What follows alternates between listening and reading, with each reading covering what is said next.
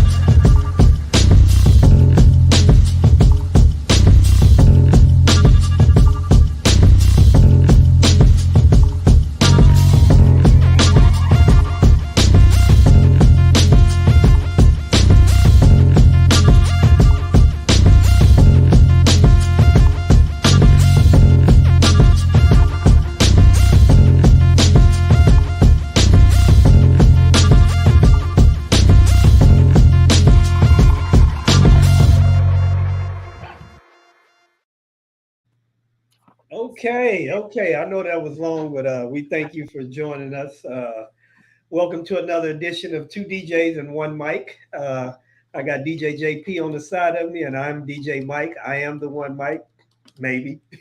But yes, there it is. The one mic. All right. Yes, but we're honored today to have, another great DJ, another great MC, a man that has many or wears many hats. What's up, Craig? How you doing? I'm great. How are you guys? We're doing good. And we thank you for coming on with us. My pleasure. I'm excited. I'm nervous, but I'm excited. It's good nervous energy. Absolutely. Good nervous energy. It's nice when we get to, sit down and speak with other people in the industry. Yeah. And just, converse, see, because there's the beauty is the differences that we share and the way that we see things. Yep. That's the beautiful thing for me. Yep. So, wow. Yeah. I mean, but it's funny because I've been trying to connect with this guy for maybe 2 or 3 years. How long ago was the infamous post? We all looked at it. I don't know. Was it 2-3 years, maybe? I don't think it's that long. It's been a while, but I don't think it's been quite that long. When was your first conference? My first conference would have been 2015. It's 2019. It's been almost 4 years. July 2nd, 2019. You're right. Okay. I can't count. The last 3 years have been a blur. I don't know. Okay, all right. But we're gonna jump into that a little bit later. But first, we're gonna learn a little bit about Mr. Craig. So we don't know what's your DJ name. My DJ company is actually Jukebox Hits Entertainment Services. It's a name that I originally got from my Boy Scout leader when we got started, that he had been using, and it was just kind of a local brand that everybody knew, and I kept it. Sometimes I think it really has like an old man kind of connotation to it, or oh my gosh, you must only play music from the 60s, but that's certainly not the case. It's just the name we've used. Does it hurt your business? I don't think so. I think I've kind of created enough of a awareness of who I am separate from the name that it probably is just part of the affiliation of the association that people make. As And, you could look at it uniquely. It gives people something to talk about you. Absolutely. Sure. Yeah. Sure. Yeah, all right. If they talking, that's a good thing. That's a good thing. No agree. talk. Oh, what happened?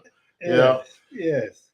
All right. So- go ahead. So, do you have a DJ name? I don't. I just it's always just my name. I worked in radio out of high school, and it was Crazy Craig with a K. Oh, okay. When I was on the radio, but I didn't think that really worked for like corporate and private social events, weddings and such. So I never used that outside of radio. Not bad though, Crazy Craig. I mean, people think you have a good time. I tried to, but I don't want to be too crazy. I don't want to scare people off by thinking I'm too crazy. Control Crazy Craig with 3K. Oh, never mind, not 3K. That might not work.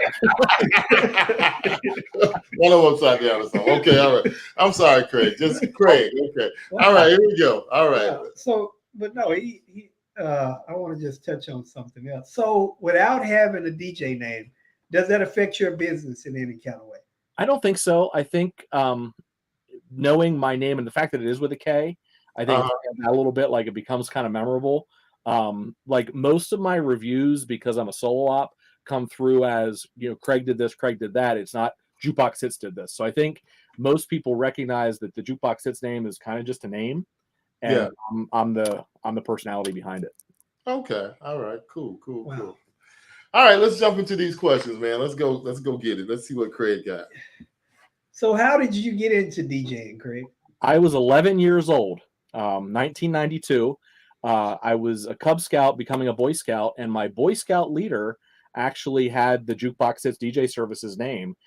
He did school dances like the midget football homecoming dances is the kind of stuff. Whoa. Did you say midget? Not midget like Okay. not like midget wrestling. No. Hey, I was just making sure. I have to ask. I have to know for certain. I was like, whoa. I'm done for the rest of the year. Okay, here we go. Go ahead. I never made that connection. Oh, he didn't play any football, obviously. Oh, I did. You didn't know about midget football? We call it Little League. Well, what? Pee-wee. Pee-wee. Yeah. Yeah. Okay. Pee-wee. God.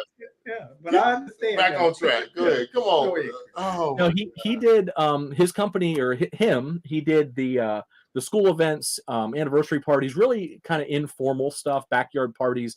Didn't really do any weddings, and it was just kind of cool. He was using like vintage 70s PV equipment, all vinyl. Like it was really cool.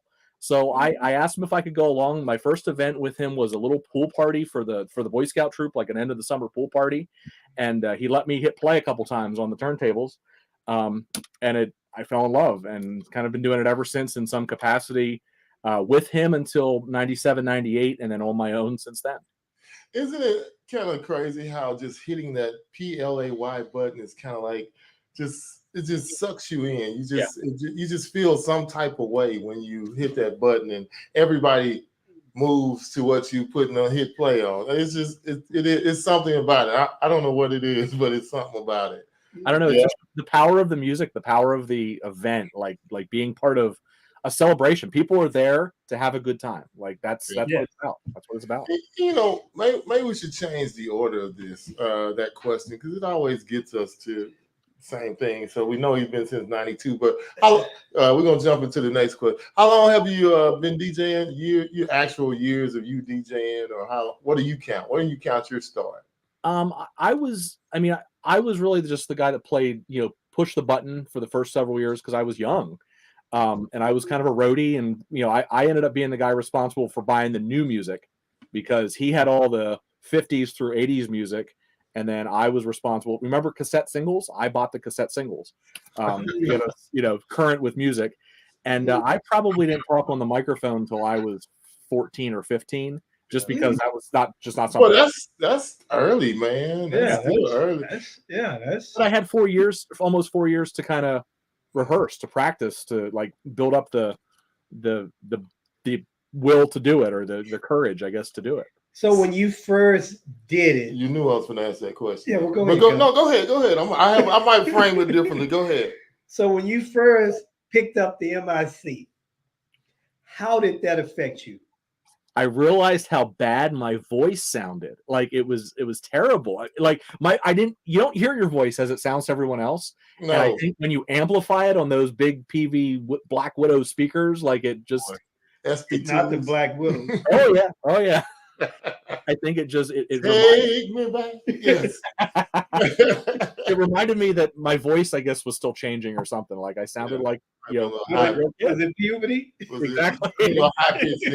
But my question was mine was a little different from his. So the first time that you turn the switch and turn the microphone, did you get nervous? Yes. Were you like? How did you combat that? How did you combat it?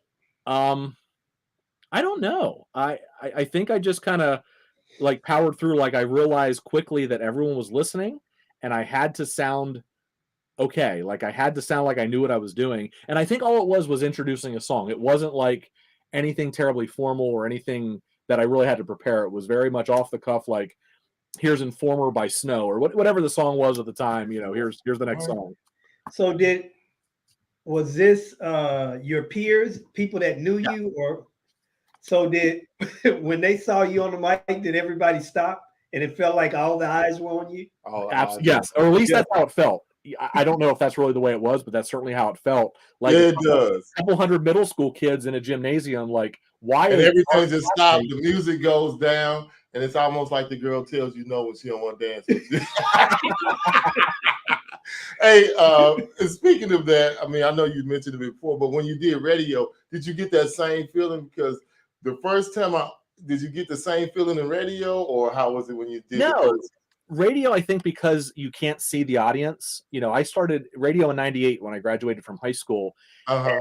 I think that the fact that the audience wasn't in the studio with you, it was almost like they weren't there, or they were so remote they can't judge me. You know, whereas they're in the room with me, they see me, they hear me, like it's a full like 360 connection when you're in the room on a live event.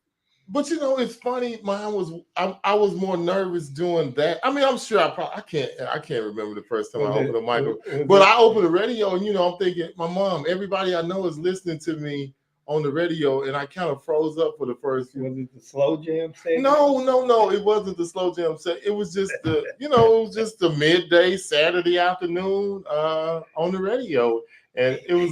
I just thought everybody was listening, and you know, because I've been talking about it the whole week in school and whatever. Because I was still in high school too, and I was like, oh my God, don't mess up. Whatever you do, don't mess up. But okay, yeah, cool.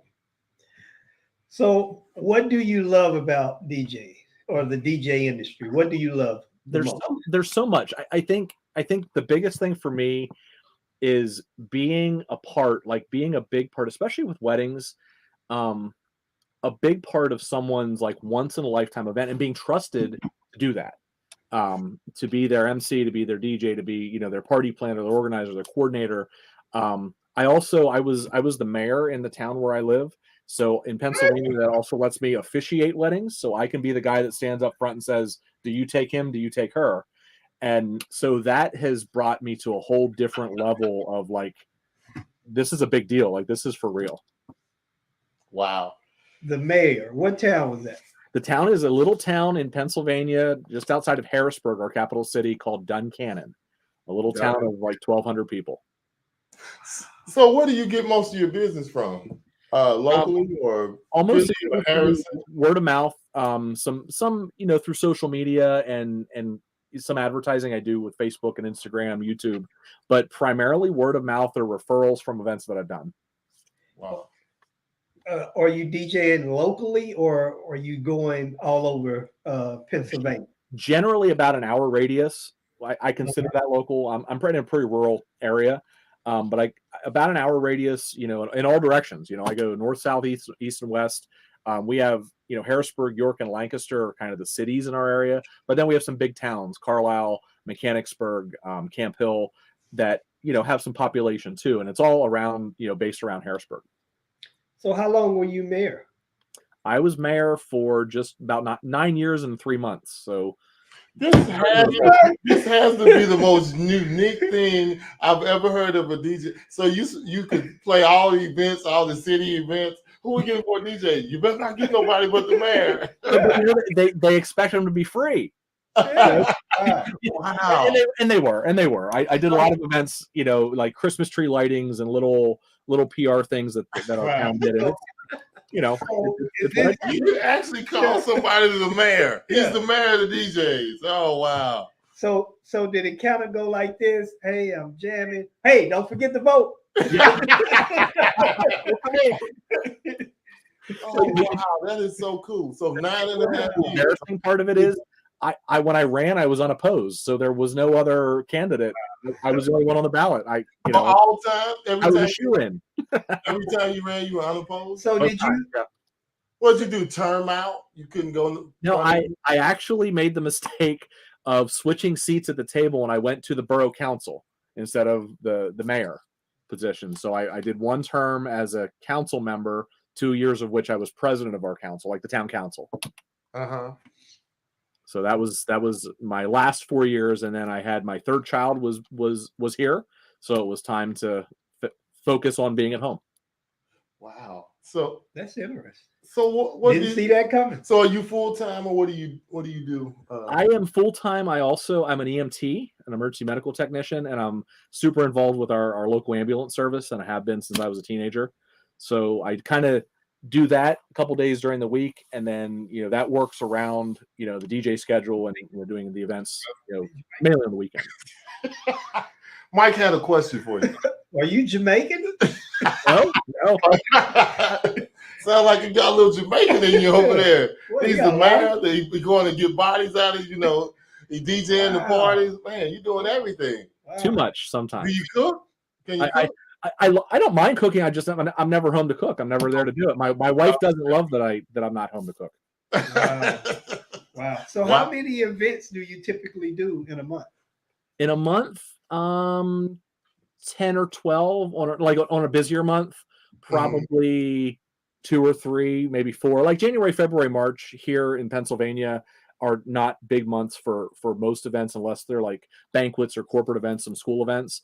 So, January, February, March are kind of my recharge, refresh, check equipment, and, do what I can to get ready for the upcoming spring season. Wow. We got a comment. This is well, yeah, I got to sneak one in too. The mayor can save your life or DJ your funeral. There it is. Your homegoing service. Yeah. Hey, and back on the thing, my brother, he's in here watching. He said, what happened to him was my brother left me at a club in Altus, Oklahoma by himself, told him I was going out to use the bathroom, and I came back 30 minutes later. I was trying to get him ready, man. I was trying to get him from being scared. Come on, let's go. Let's learn this thing. Yeah. And he know it made him better. He know it did. I left out there on the island by Learn. Get in there. Fight. Wow. Yeah, but man, wow, that's the mayor. Yeah, that's a terrible thought, though. He can either marry. What did he say? Marry you or bury you? Yeah, that was my wife, Dr. Crystal. Oh gosh. The mayor can save your life or DJ your funeral. Or do your homegoing service. That's out of control. Out of control. Yeah. I've never DJed a funeral. I haven't done a funeral. I've done like AV work and sound systems and lights for funerals. You've done a funeral. I've never DJed a funeral. You've done. If you've done that, you've done a funeral. Yeah. That's still some part of our business, AV. Or was it just video? Were you videotaping it, or were you? No, I did. Projections and lighting and a PA system for the. Oh, okay. Well, that's you did a home. Yeah. Well, not the DJ. Was it for your rival? It's not the DJ. Was it your rival? Raise the roof and all of that. Was it your rival opponent? Nope. That's probably a conflict of interest or something. This is really cool, though, that we speak. So, are you the only DJ in the town? There's a couple other guys that just do. As far as I know, there's another guy or two who do like we'll come play at the local bar for $50 and all the beer we can drink. So it's very much a side gig. Just something they do for fun. They don't mess with the mayor. They don't mess with the mayor. Exactly. Does anybody call you the mayor? I have friends and family that call me Mr. Mayor because apparently, even though I haven't been the mayor since 2013, like 10 years, I haven't been mayor. 10 years. I can't outlive that. Apparently. Hey, between us, what do you think of the mayor right now? The mayor right now is actually. This is funny. He was my high school 8th grade science teacher, the current mayor. Small town, man. Exactly. Small Small town USA. He's a good man. He genuinely cares about the community. He's a family guy. He's retired now from teaching, so he's, I think, doing good things for our town. All right, man. This is cool. Hey, how far are you from Boston? Might be a trick question later. It was a 7-hour drive when I went up last year. Oh, you went to Harvested Sound too? Yep. Are you going to be there this year? I'll be there this year. Absolutely. You already got your ticket? Already got my ticket. Already have my hotel reservation. I'm ready. Well, hey, we know we connected now, so we can have lunch or something. Me and Mike will be there doing the show, so you can come. We'll be doing all the interviews. Yeah. Yeah. All right. Cool. I had a plan with that, but he already there. Yeah, So great. already there. All right. Good. That's DJ good. KG said the town business DJ. Yeah, man. Yes. That probably was unfair. He got all everything. by his lonesome. I want to. Did you marry? Have you married anybody as a I man? saw, yeah. Oh yeah. I'm up to like 100. I think I've officiated for like 130. Oh my God. Did you do any divorces? Not as mayor, but I've done 2 divorce parties.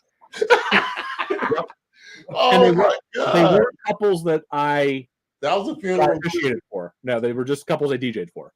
That was a funeral too. Wow. And a funeral. Yeah, no, but those were funerals, divorce parties. Yeah. Wow. Wow. Okay, cool. That is cool. What a great life. Hey, the mayor. Hey. All right. Well, it's time to jump into it. Okay. So what do you dislike the most about the DJ industry? Probably 2 things, and they might go hand in hand, but some of the egos that you see out there, like some of the guys and girls who just are super fond of themselves and that believe there's not more than one way to do everything. And I think hand in hand with that, we kind of get a bad rap sometimes that, we're just the DJ, or we're a $500 commodity. We're not like an entertainer. We're not an MC. We're not a professional. Go ahead. I know you're about to ask. Can you elaborate? So when you say their egos and their arrogance, can you touch on that a little bit more? Give us, when you say that, what do you mean? What do you see? What comes to mind? Facebook, first and foremost, Facebook.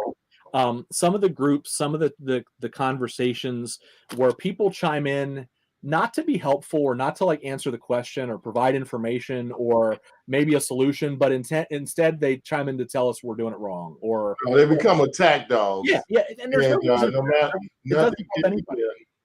Yeah, and that's horrible because they have no solutions. Right. They only have finger points. Yeah, exactly. Like it really kills me when I first got into one of the big groups in the beginning. I went in there and somebody would ask, well, what do I do about this? Everybody would attack him and nobody would give any answers. Right. So somewhere. Yeah, that's why I created DJ Crosstalk, because I said I can't do this. If I want to learn anything, I can't do it in this group because all they do is attack everybody. I couldn't believe how I say we're supposed to be trying to help each other, not kill each other. Exactly. Yeah, it's crazy. Yeah. But yeah, the arrogance, there is nothing like an arrogant, egotistical DJ. Right. Nothing like it. And I'm, every time you look up, they're hovering above the moon somewhere. They just float. I'm just and it's horrible. That is a horrible thing, because if you don't have any intentions on helping, just don't say anything. Right. Scroll on, keep going. Yeah. Don't chime in. Yeah. I've had people on reels or something that I put out there. Oh, that don't go together. I don't like that.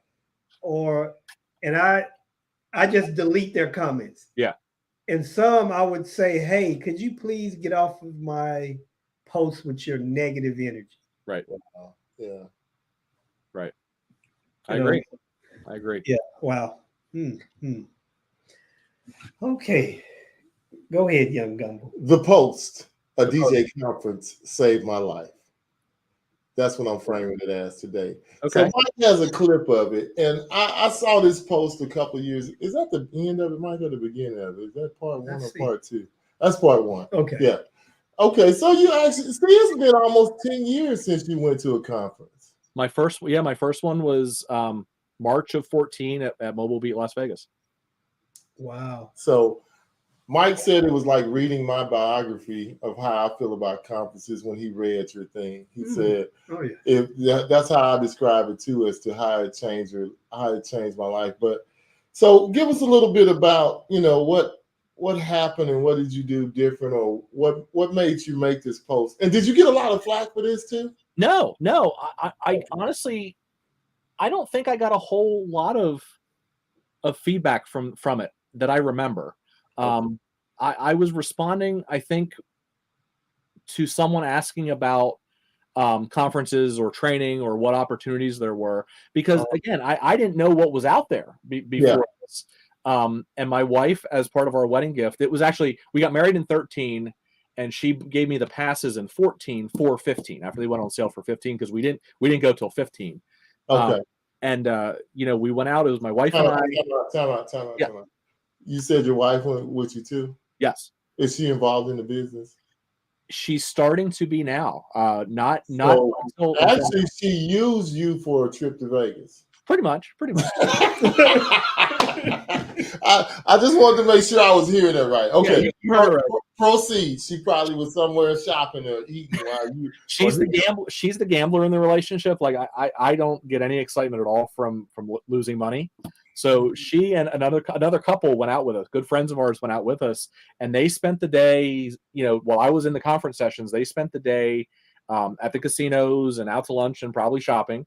And then we would meet up in the evenings and go to like the big buffets and go to shows and try to live the Vegas experience a little bit. But it was my first time in Las Vegas, my first time at a DJ conference, and I grew up on a farm. And like I said, I live in a town that has 1,200 people, so it was quite a different world for me. I learned a little bit about how sheltered I was, I think, by going out to Las Vegas the first time.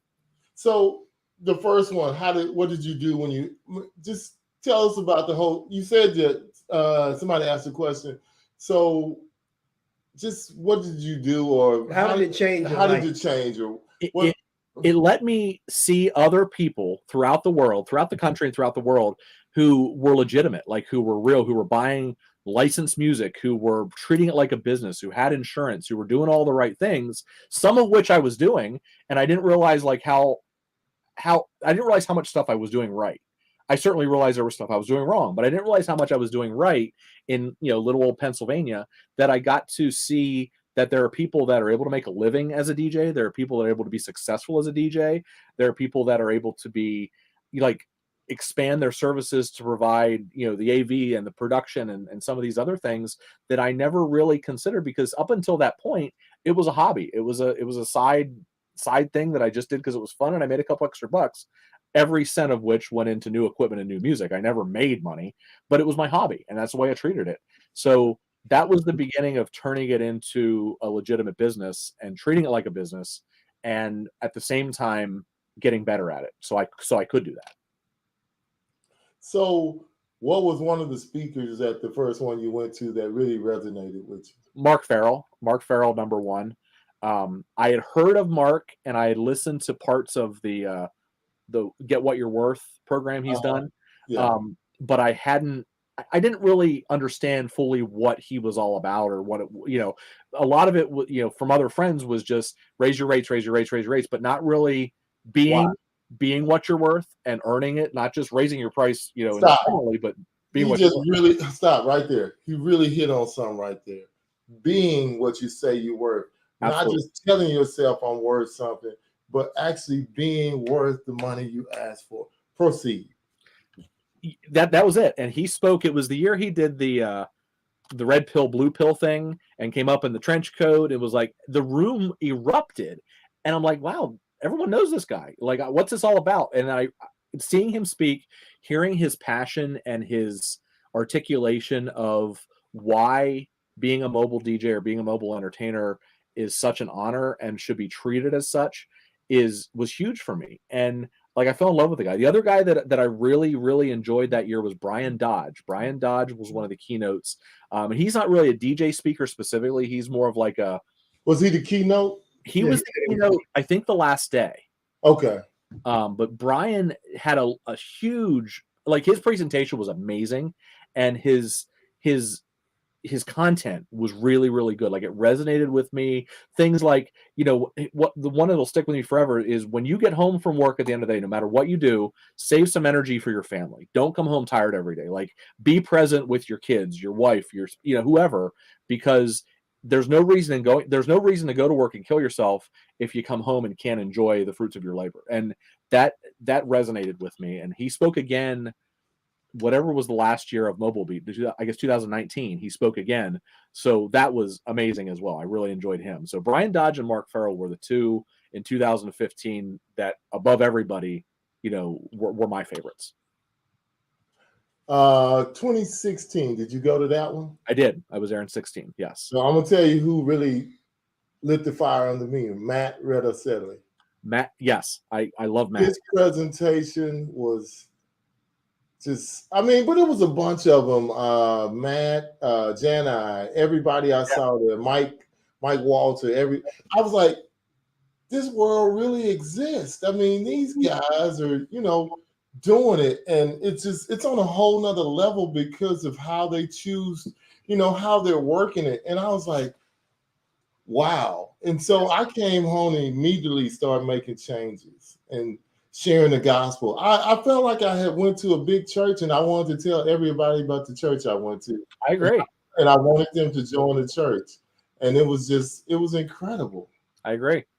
Yeah. And people, I don't know. I still do it today. So even now, after my first one was 2016, I ran back home and told everybody and said, hey, you got to go. You got to go. You got to go. It'll change your life. It'll change. A lot of people, they still look at me like I'm crazy, but yeah. So I agree.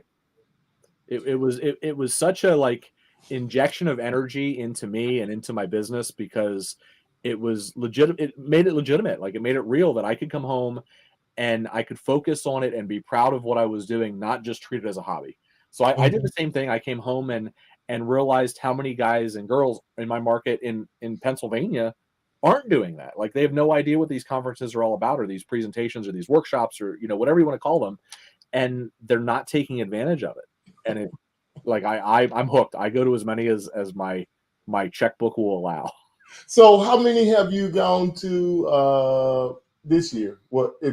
This year I was at MEX in Vegas in February. I was at Marquee in June. Yeah. I was at DJX in August. I'm going to Harvest of Sound in December. So what is that? 5, MEX, Marquee. Did you go to Midwest? I didn't go. I'm going to Midwest next year for the first time. Okay. MEX, Marquee, Harvest of Sound, and DJX. And DJX. 4. What about, have you ever been to Wedding MBA? I did the Wedding MBA in November of 22. So a year ago, I did Wedding MBA. I was there too. I was there. We keep running past each other. I don't know. Yeah, I know it's a big world. Hey, it's 5,000 people at Wedding MBA though, so it's very hard. Do you know who Chris Hines is? He's out of I want to say Sioux Falls, Iowa, or whatever. Chris Hintz? Yeah, Chris Hintz. Yeah, I've seen him speak somewhere. Yeah, I think probably Midwest DJ. But we were both walking through, and we both had on these very colorful shirts. Nice. One that my wife hates. And me and Chris fell in love with each other. We bumped into each other in the hall, and we became good friends, and we talked the rest of the time we were there. But it's just, you run into so many great people, make great relationships. Yes. You run into folks that's got 25, 30 employees to your one, and they just, everybody just pours into you. No matter who it is. And it's just a love fest, I guess. Or just everybody in the industry celebrating the industry and just giving. So, all right, Miguel. What questions are you getting over here on the line? Ray, if you want, you know what? I used to get angry because nobody would say anything. So I would tell them to go or whatever. Oh, I can't afford to go. You can't afford not to go. I agree. But I'm not gonna beg nobody to go no more. I don't really care if you go or not. I'm going. I'm trying to lap you. I'm not trying to pass you. I'm trying to lap you with knowledge. So I don't really care. If you go, you go. If you don't, I'll see you when I get back, and I'll be trying to destroy you in a friendly manner. Exactly. Well, you look at it. It just depends. One of the sad things I would say when you are aware that there is information out there that can help you to be better, and if you don't take the chance to be better, but on the flip side, you feel like, you know, you should be able to up your prices. I need to charge more. But if you decide that you need to charge more, what about what you're giving? Are you going to give more while you're charging more? And giving is educating yourself how to be better, whether that be business-wise or skill-wise. We should be pushing to be better in both of those areas. I agree. And some of us, we push toward either or when we should push toward both. Right. Because if you're providing a service, you need to be able to provide that service to the best of your ability. And there's always room for improvement. Absolutely. Always. I couldn't agree more. So this year, give me maybe one or two things that you've gotten from conferences that you've come back and instituted, or that you say I need to do that, or just something that has made a change in your business. As far as a product, I like. Well, not product, service. You know, I always come. Anything. I'm gonna give you one. I always come back with one thing. Last year, I came back with Calendarly. Mm-hmm. I came back with Perfect Portals. Okay. The ones that do you use DJ Event Planner? I don't. I use Vibo, and that's the only app that I use. Well, I mean, you got that from a conference. Yeah. But I'm saying, you always see something that can change. But go ahead, give me some stuff you got this year.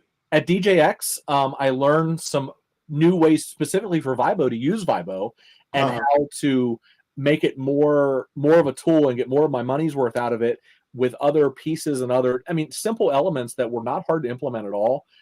Michael, the owner, the developer, is fantastic. He put me in touch with one of his guys to use some of his templates and pieces from his templates in mine, so I could really incorporate the photo booth and the lighting and the other elements that we provide into that same planning process, as opposed to having a different form here and a different question here, to make it more streamlined for the couple. That was probably the biggest thing from DJX. From Marquee, I'm trying to remember. I learned about Rudy because I'm not a sports guy. And awesome. That was a great presentation. He was so he felt like the guy next door. Like, he was easy to talk to. Just a real down to earth kind of guy, and I didn't realize really all of what he's all about until I did some research after the fact. Okay, well, I'm gonna turn it over to Mike and let him have his moment. Then I'm gonna talk. Well, gotta be my go. Well, the reality is this: the only reason we were at Marquee is because someone wanted to see Rudy, and we missed out on Rudy tackling Jeff in the parking lot. Missed out on that. He wanted Rudy to tackle me in the parking lot. Oh, man. Because I'm a huge Rudy fan. When I heard he was going to be the keynote, I was overjoyed, man. Awesome. Hey, I'm going to ask you, and I want you to be honest. Did you not have to go like this when he spoke? Oh yeah. Okay. I mean, it was great. He was just honest. Like, he was so genuine. Good. And when he said that about Kobe, oh my God. Good. Oh my I'm just God. saying, he was good. He was really. So after that, we got him for 15 minutes. He came and sat down with us and did an interview. Nice. And it was just great. Oh, The whole time, Mike trying to get him to tackle me in the parking lot. So we could have a moment of Rudy tackling me like he did in the game at the last. But did you go watch the movie? I haven't watched it yet. I have it. So you and Mike need to do a Zoom date to watch Rudy. My brother-in-law if you'd have watched the movie, you would have understood why some of us love him so much and why we think so. I mean, it's like the greatest underdog story ever. Right. Right. Yeah, it's just. I mean, this guy is 5'2", 150, and these guys, big guys, and I didn't realize he was that small too. Like, he played at Notre Dame, and he got to get on the field and make a play. Rudy. Man, I love that. That's one of my favorite sports movies, man. Reel him back in. But see, I mean, but What is something you got out of it, Mike, this year? That was his first one. He went to Marquee. So we didn't get to attend a lot of shows because, a lot of presentations, but the one we did. But I learned a whole lot. I ran across so many people. I built so many relationships. Yeah, it's mainly relationships too. I would say one of the things that I got out of it is the importance of being around other people and how you get the opportunity to see their thought process. Yes.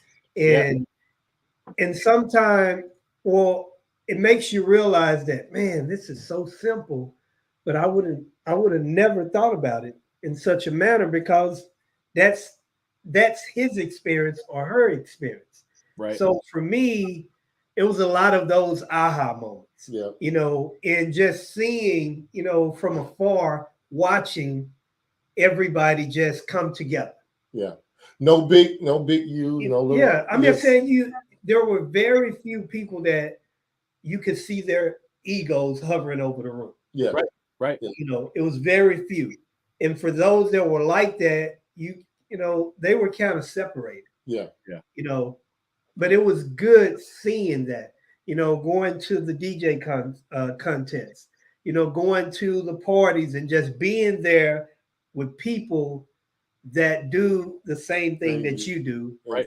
And for the most part, love it the same way that you love it in their own way.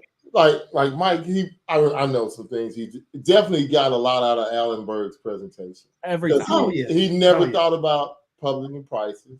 Yeah. He thought that was bad. He loved the middle prices. The one package is the one you want to get them on.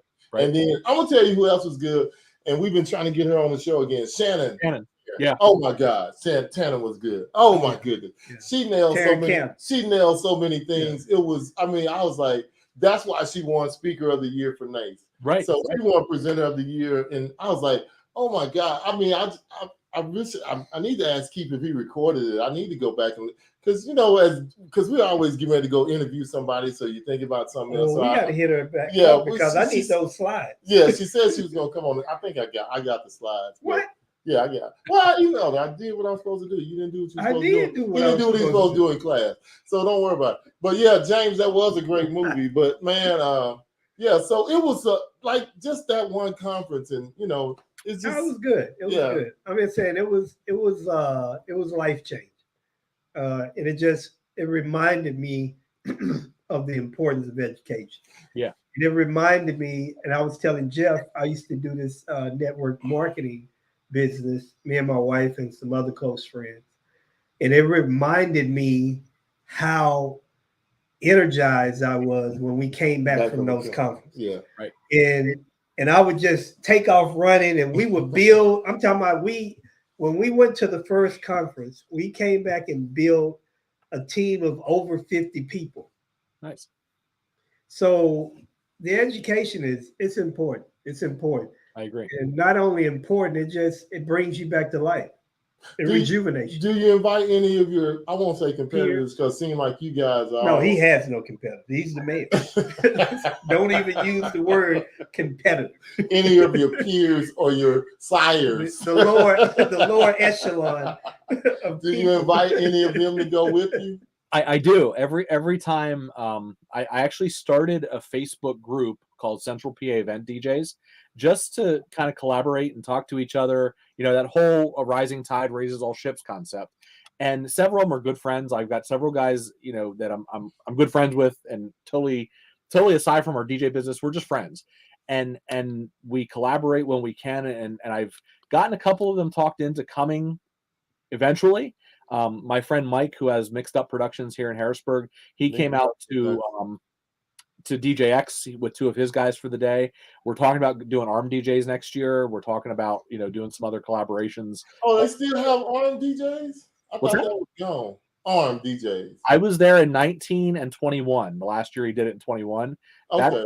That's my favorite of all the shows I've done thus far. That one's my favorite because it's rural, it's easygoing. Like everyone was so welcoming there, and it was family friendly. Like I've got 5 children. My wife went down. We made a little vacation out of it as well, and it was a different atmosphere, certainly from Vegas and Atlantic City, and I really appreciated just kind of how Southern hospitality is a real thing, and I learned that in Tennessee. Where's Arm at? Arm is it's back next year. I'm going back in 24. It's in Greenville, Tennessee, right off of the Interstate 81. And you take how many people with you to these conferences? Do you take all the kids? Next year, one of my DJ friends who's in an adjoining market is going with us, and my wife and I are going to go. We're actually keeping the kids at home this time because my wife's actually going. I got her a ticket to be in the sessions with me. So you think it's worth it to go with you and your wife and go and not just it's because people I can't afford it, but they don't realize when it's times two, it's even worse. Because my wife goes to every conference, everything I do with me from day one. She's been, and I think the first conference we went to really changed her life too because she spent about $3,000 on equipment at the show, the first one we went to, and she was sucked in by. You went in 2016, the pool party. Yeah. Pontefae, remember her, the DJ, the young girl from Virginia? Yeah. She just, my wife just, oh my God, Pontefae. I'm like, whatever, Faye. I mean, but it made her. How Cali Cal came about. That's how DJ Cali Cal was created, and Shawnee. So she was like, okay, women are doing this too. Yeah. And my wife, I mean, because I'm like, she just get this. Any other time, you don't need that. And I mean, she just, it changed her life. She may not admit that, but it changed her perspective on it too, to be able to see that other people could do it. Because she was like, look at DJ Pontefae. I'm like, wait a minute, hold on. We had Public Enemies DJ, these other guys up here. It could have been Jazzy Jeff. Look at Pontefae. She like, but it's just. Still got to go home. Okay? Yeah. Okay. You're right. I'm sorry. Yes, dear. But like I say, look at you, man. You're a small market. I'm sure you're not making I don't know your story or money wise, but you're not making as much money as some of these New York, New Jersey, California DJs, and you're still out there seeking education. The mayor is trying to get educated. I still can't. Man, I'm gonna get a T-shirt made, and what size? I'm gonna bring it with me. This is for the mayor. If you see it on our shirt, you already know what it is. The mayor. We'll be in Boston. We're looking for the mayor. Oh man, wow. But that's really cool, man. I'm glad. And then when I read your post, it did something to me. I shared it in the group. I don't think you remember a crosstalk then. I wasn't then. But I definitely said something in the post, and I used it. And I shared it, and I said, "Here, I mean, I think this would I couldn't have said it any better." And then I know Mike was thinking the same thing. He created a group just like I did because you want to share the DJ gospel. Yeah. Yeah, beautiful thing. We want. I mean, we don't want to keep it to ourselves. Remember, you've been around for a while, so you know how it was when people covered up their records. Where did you get this?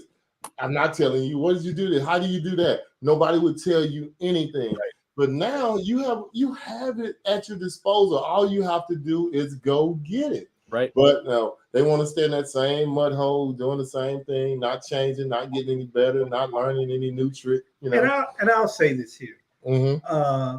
You have some people that are very successful, and due to the fact of that success, they don't see a need. But you have to look at it from this perspective. There is always a need because there is always an opportunity for you to see something different. And sometimes seeing something different can create something wonderful. I mean, saying you're successful now, I would say most of us are not opposed to being more successful. No. And if we were to ask you, okay, if you could make 5 times more than what you make right now, I guarantee you won't say, well, no, I'm okay. You may say, what does it require of me? And if someone said you can do the same things that you're doing now and make 5 times more, only thing you need to do is come to this class. Yeah. First thing you did when you went to your first one, what did you come back and do? I don't remember. I came back and like started looking at my website, which still needs a lot of work, but started looking at the website. looking at the way I worded things, how I presented things, how I approached the events and how I approached the couples, that it wasn't a gig. It wasn't a transaction. It was truly a once in a, as cliche as that sounds, it was truly a once in a lifetime event. And I think it was just the mentality of, this is someone's once in a lifetime celebration. It's not just another gig on my calendar. Say it again. Not just a gig on my calendar. Yeah. So yeah. I came back and instituted so many things I couldn't even begin to tell you, and it just from there it's been like that ever since 2016. And I haven't leveled off. Only way I think I'll level off if I stop DJing. It's the thing is, once information convicts you, yes, you become a slave to it. Yes. Yeah. And most of us, we don't listen because the moment that you listen, it requires a reaction or it requires an action. You're going to start changing. So, the easiest thing to do is like some people did when they were kids. They put their hands in the air. They don't listen. So, like for yourself, and for you, the mayor. Yeah, the mayor. I can see once you go, it's like, man, I got to go back. Yeah. Because when I went this year, I'm like, man, I got to go back. I got to go to, because it was a great experience. And even all of the conversations that I had with all of the different people, I took a lot away from that. Yeah. And I have to get at him too. He got to meet one of his favorite heroes too, Cubert. Oh yeah. He was a little so we got to spend over an hour interviewing Cubert. He gave him his phone number. He sent him stuff. He sent him like his latest tracks and mixed things and scratch tape. I mean, and that would have never happened if he wouldn't have came to Marquee.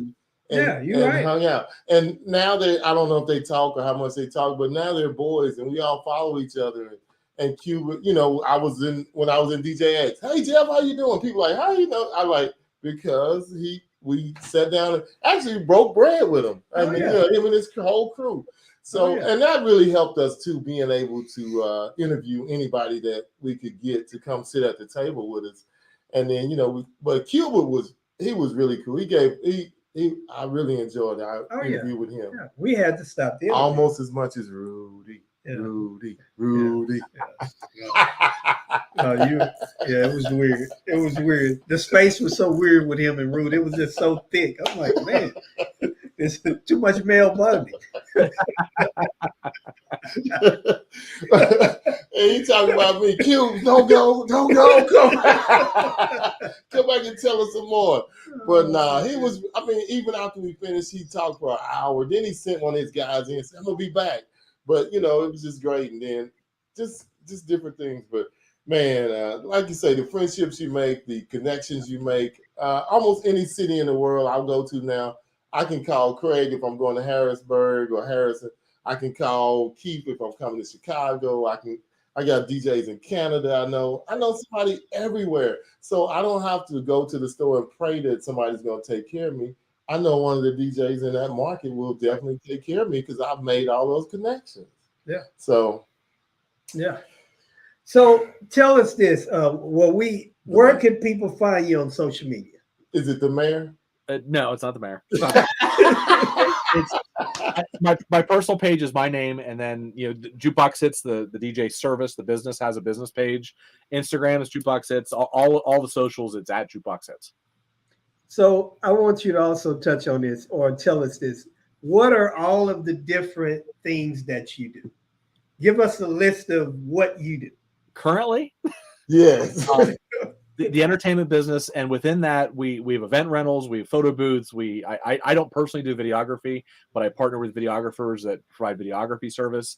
My father-in-law owns the town flower shop, so we do florals and some event rentals, decor stuff. It's a retirement job for him. He just loves it. And then, of course, the DJ MC, we do like the speed quizzing program. We do jukebox bingo, music bingo kind of stuff for just something else to do at your parties, team building and game show. I have a Family Feud set up. Yeah. Keep going. I know there's more. You saved somebody's life last night. we do karaoke. We do those products. They do some video, some AV. I am an EMT. I'm still in my uniform shirt, from my shift today. My gosh. I'm the chief of our ambulance company. It's a little nonprofit local ambulance service. And I have some rental properties. I have some investment properties that are apartments, commercial spaces. I have 5 children at home and my beautiful wife, who is a nurse, and a dog. So do you ever see them? I see that we had dinner. Actually, the fact that I was on Eastern time and you're on Central time, I actually got time. We had dinner this evening. That's why I was back and forth about when do we start, when do we get on. We met up for dinner, all the kids and my aunt, my mom, and my wife. We had family dinner tonight. Oh man! Well, we're gonna have lunch, dinner, or something in Boston. Yes, absolutely. Wow. That's awesome. That's awesome. I'm just saying, you're talking about multiple streams of income. What other kind of work? I mean, do you do anything other kind of work? You still doing any volunteer stuff in the city or anything like that too? A little bit here and there. I really don't have time. I really am trying to put as much time and energy into the entertainment service because again, these conferences have gotten me so like jacked up on putting the time into it that I'm trying to do things the right way after doing things my way for so many years, trying to develop and be better and really put the time and heart into, especially wedding receptions, into the couple and working on all the details and making it happen the way it should, the way they want it and the way they deserve it to be. That's awesome, Craig. Wow. That's awesome. See, this was worth the wait, man. It took me, 4 years to meet him and talk to him, and we probably passed each other. He probably rolled his eyes at me in the hall. I'm the mayor. Move. Come on. No. It's the mayor. Probably got an entourage walking around with him. I need a top hat to wear. Don't say that. You have one. Yes. That's cool, but yeah, man, your post really it did something to me. And I reached out to you as soon as you wrote in, and I was like, man, that was great. Didn't have this platform then, but now we have a way of reaching out to the people we really, that we find inspiring and we want to talk to. So, it's good. And I really enjoyed it, man. I'm glad I finally got a chance to talk to you. Hopefully hopefully we're going to meet you in Boston. Yeah. Oh, Yeah. You come by. Hopefully we'll have a big banner that says 2 DJs and the mic. Tyler has already said he got a room set up for us. So anytime you want to come sit in the booth, come hang out with us. If you got somebody you want to drag over for us to talk to, feel free to bring them over and bring them over. Bring your wife by. Is she coming to Boston? She's not coming to Boston. Oh, okay. We're doing. Where's the next one she going to? Marquis? To Arm DJs in June in Tennessee. Okay. All right. It's hard with 5 kids to get coverage for the girls. And what's the 2 girls, 3 boys. Oldest 9, and the youngest is 10 months. Holy cow! Craig, I'm the old dad. Oh my God! Are you done? I'm praying for you. My wife's done. she thought we thought we were done at 3. As my wife said, you know where they come from now. Well, we're starting to figure that out, I think.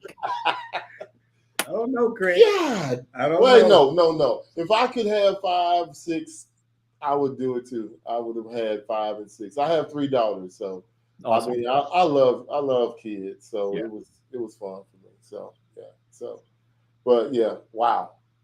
Yeah. Anyway, they too little. I was going to ask you if anyone was taken to the business yet. My oldest boy, he's 8. And he has a DJ computer. He has a controller. He's also a drummer. He's just started drum lessons this year. Oh, yeah, My oldest girl's a guitar player. Like we are a very musical family. My wife's a singer, so it's my son we got him the wrap for his computer. This has my logo on it, and he wants to start doing shows. He's into it. He's into it. He got he probably got the love like you did at 11, right? Yeah. He's 8, so he's ahead of me. He's beating me. Hey, so do this one day when you get a chance. Maybe if you decide to run for mayor again, or if you're doing some kind of festival or something really fun, have him play the drums or the guitar with you while you DJ? I bought electronic drums just for that purpose. We're going to do that. That's going to be awesome. Yeah. That is so cool. I've done it with a saxophonist. I want to do it with drums or violinist, but that is so cool, man. Gosh, that was something else from Marquis. The Kung Fu DJ was there doing the drums with the DJ. Yeah, he was on we had him on the show some weeks back. Yeah, and you can thank me. Yeah, he's gonna be personally that he's coming to Boston. Awesome. Yeah. We connected those two because Brandon was on the show and Tyler was in my ear. Hey Jeff, I need to get in contact with Brandon. I looked him up, and now he's coming to he formally announced it today too. That Kung Fu DJ is going to be in the building. Yeah. That's a talented young man too. Yes. Really talented. And a super nice guy. Yeah, extremely wonderful nice. guy. Yeah, wonderful guy. Too humble, maybe. No, I agree. Yes, he is. No, Mike, he should be promoting the Kung Fu DJ, man. Hey, he's getting there. I know he's getting there, but he only does the Kung Fu DJ at the shows. He does it. It's not even a marketing ploy that he uses at home. Wow. I didn't know that. I didn't realize that. So he's looking for an agent, so I'm working on it. I know you got enough jobs, so I don't have to worry about you getting a job. But I told him if you need an agent, because I told him he could be doing Kung Fu DJ at every basketball arena in America, because he already works for the Bulls. You're right. Yeah, he should go audition when they do those half. I'm just saying, I'm looking at the mayor. He has one. I would have two people with me. Yeah, the mayor. I would come in dressed up, suited. I'm in. That is, but that's really cool to find out you were the mayor for 9.5 years. Wow. Yeah. Wow. Got the town. It was an experience. I bet it was. Yeah. I mean, dealing with that. My father was a city official too, but he wasn't ever the mayor. No traffic tickets. We had enough going on. No, but they probably worse on you. If they know who it was, they might pull you over. But once they see, they were bad on us too. But it was like coming to America. No flowers. It was. Oh, for him, King Joffrey. And he got the reference too. Oh my gosh, King Craig, crazy King Craig. That's fantastic. Oh my gosh. Okay. All right, man. That is too much. Wow. That's man. All jokes aside, I love your story. I love your energy.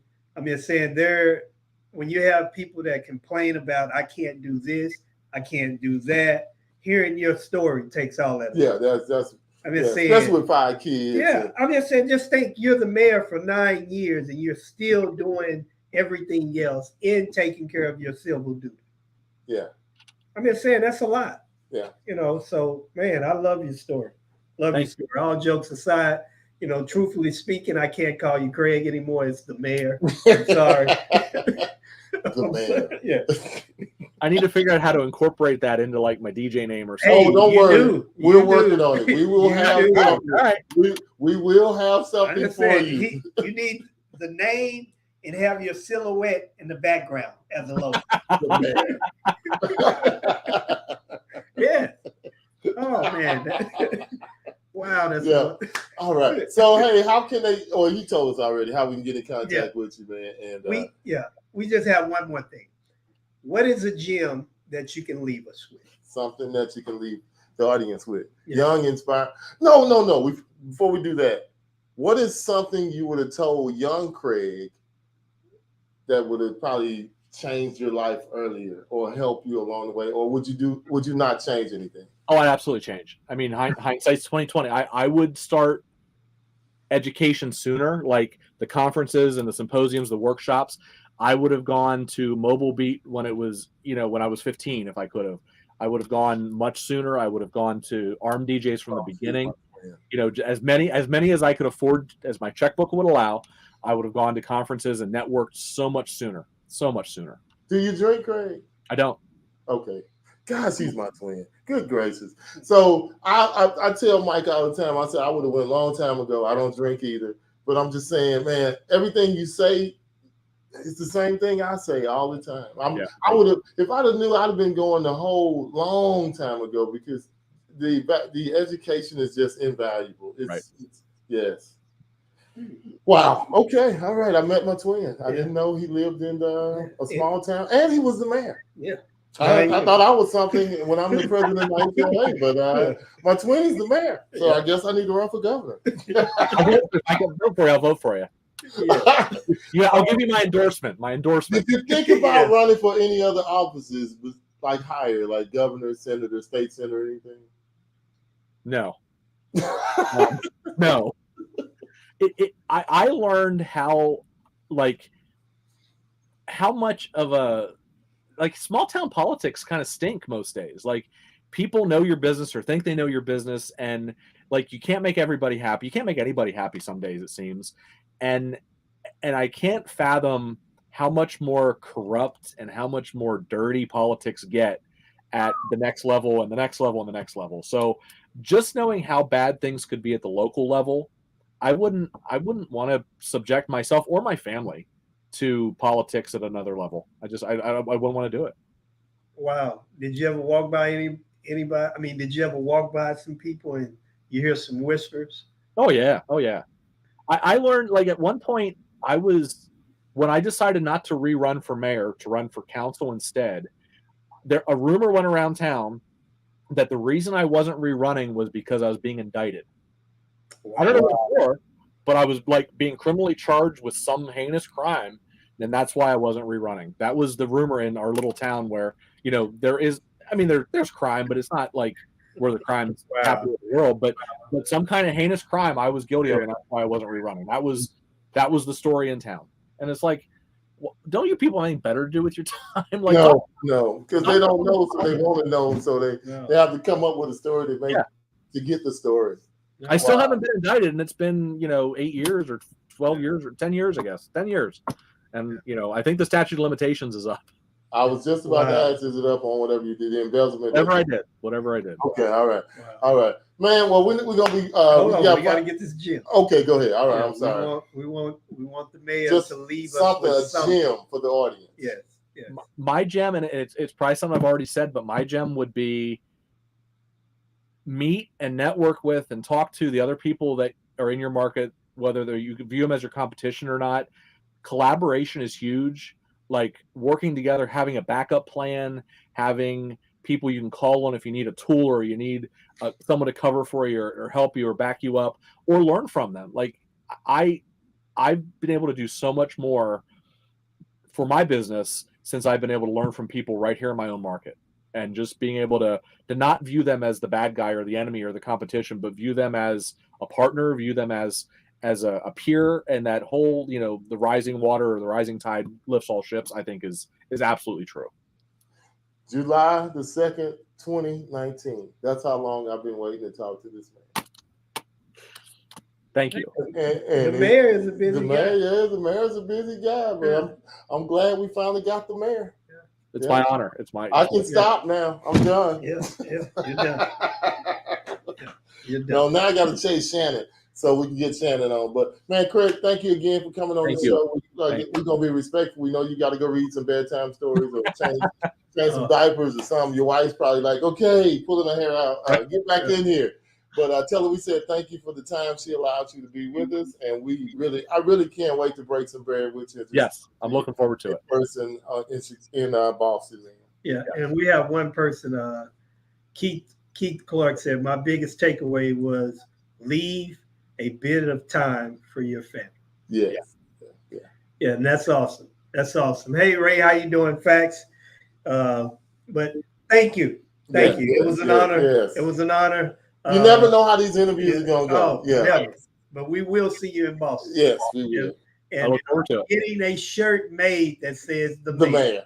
I'm gonna have to buy a top hat. Hey, I'm telling you, when you see me, I'm gonna have a shirt that says the mayor. So Monday we're gonna be in the shirt that says the mayor. I'm telling you, that's a promise. All right. All right, brother. Good night. We'll talk to you next time. All right, Mike, give me the theme music. Give me the theme music. Okay, young